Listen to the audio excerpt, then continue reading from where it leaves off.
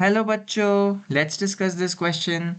The variation of refractive index of a crown glass thin prism with wavelength of incident light is as shown.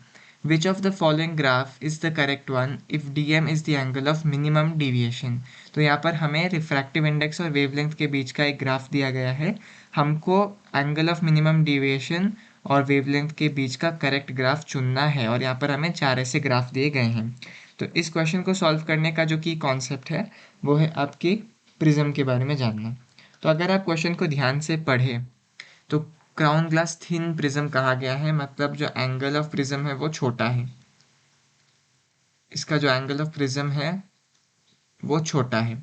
तो हम thin prisms के लिए deviation का एक formula use करते हैं. थिन प्रिज्म के लिए हम एंगल ऑफ डिविएशन का एक फॉर्मूला यूज़ करते हैं. Delta is equal to a into mu minus one. Delta is equal to a into mu minus one. तो हम कह सकते हैं कि डेल्टा या मिनिमम डिविएशन किस चीज़ पर डिपेंड करता है. डिपेंड करता है एक तो एंगल ऑफ प्रिज्म के ऊपर, वो डिपेंड करेगा एंगल ऑफ प्रिज्म के ऊपर. कैसे? Directly proportional. और दूसरा आपके इस टर्म में म्यू माइनस वन के टर्म में वो भी डायरेक्टली प्रोपोर्शनल. लेकिन अगर हम क्वेश्चन में देखें ध्यान से, अगर हम क्वेश्चन में देखें स्पेसिफिकली इस क्वेश्चन में, तो फिर हमारा एंगल ऑफ प्रिज्म तो फिक्स्ड है क्योंकि हम बस वेवलेंथ को वेरी कर रहे हैं. तो अगर आप देखें यहाँ पर वन भी एक कांस्टेंट है, वो फिक्स्ड है. तो हमारा जो डेल्टा है वो डायरेक्टली प्रोपोर्शनल होगा म्यू माइनस वन इस टर्म से, क्योंकि ए फिक्स्ड है. अभी यहाँ पर वन भी फिक्स्ड है. तो हम कह सकते हैं कि डेल्टा प्रोपोर्शनल है डायरेक्टली रिफ्रैक्टिव इंडेक्स म्यू के साथ, क्योंकि जैसे जैसे रिफ्रैक्टिव इंडेक्स म्यू बढ़ेगा वैसे वैसे ये म्यू माइनस वन ये टर्म भी बड़ा होता जाएगा.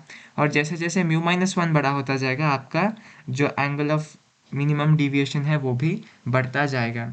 तो फिर आप क्लियरली यहाँ पर देख सकते हैं कि डेल्टा जो है वो डायरेक्टली प्रोपोर्शनल है म्यू के साथ. सो हम कह सकते हैं कि हम ये कह सकते हैं कि इफ़ डेल्टा जो है वो इन्वर्सली प्रोपोर्शनल है वेवलेंथ के साथ, जैसे कि हमने ग्राफ में देखा कि डेल्टा वेवलेंथ के साथ इन्वर्सली प्रोपोर्शनल है, और हमने यहाँ देखा कि डेल्टा रिफ्रैक्टिव इंडेक्स के साथ डायरेक्टली प्रोपोर्शनल है. तो हम इसको ऐसा लिख सकते हैं, delta inversely proportional to lambda, जैसे कि हमें क्वेश्चन में दिया गया है.